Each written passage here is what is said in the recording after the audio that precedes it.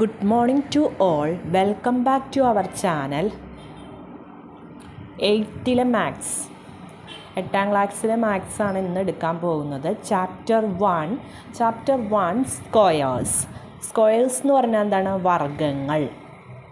Part 1 square. ഞാൻ 1 തൊട്ട് 13 വരെയുള്ള സ്ക്വയർ നമ്മൾ ഫസ്റ്റ് പഠിക്കണം. 1ൻ്റെ സ്ക്വയർ 1, 2യുടെ സ്ക്വയർ 4. സ്ക്വയർ എന്ന് പറഞ്ഞാൽ എന്താ? 2 സ്ക്വയർ എന്ന് പറഞ്ഞാൽ എന്താ? 2 ഇൻറ്റു 2നെയാണ് എന്ത് പറയണത്? 2 സ്ക്വയർ എന്ന് പറയുന്നത്. അപ്പം 2 സ്ക്വയർ എത്രയാണ്? 4. 3 square 9, 4 square 16, 5 square 25, 6 square 36, 7 square 49, 8 square 64, 9 square 81, 10 square 100.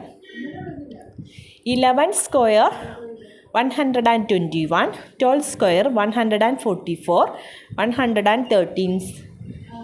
13 square 169, 14 square 196, 15 square 225, 16 square 256, 17 square 289, 18 square 324, 19 square 361, 20 square 400.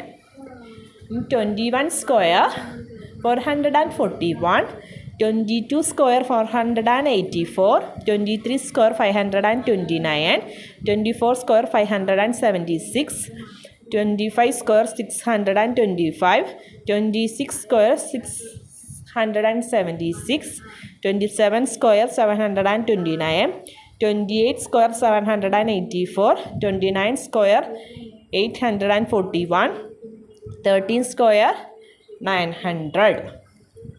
ഇപ്പോൾ 1 തൊട്ട് 30 വരെയുള്ളതിൻ്റെ സ്ക്വയർ ബൈ ഹാർട്ട് ചെയ്യണം.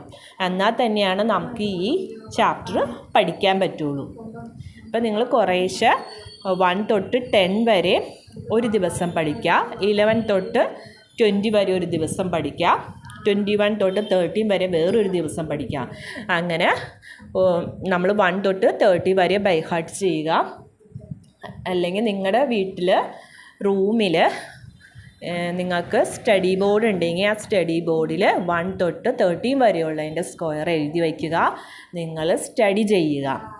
ഫസ്റ്റ് നമുക്കൊരു പ്രോബ്ലം ചെയ്യാം. ഒരു പ്രോബ്ലം എന്ന് പറഞ്ഞാൽ 11 സ്ക്വയർ എങ്ങനെയാണ് ഫൈൻഡ് ഔട്ട് ചെയ്യണേ എന്നുള്ളത്. 11 സ്ക്വയർ എന്ന് പറഞ്ഞാൽ എന്താണ്? 11 ഇൻറ്റു 11നെയാണ് എന്ത് പറയുന്നത്? 11 സ്ക്വയർ എന്ന് പറയുന്നത്. അത് നമ്മൾ ടെൻസിൻ്റെ ഇതിൽ എഴുതുവാണെങ്കിൽ 10 + 1 എന്ന് പറഞ്ഞതാണ് എന്ത്?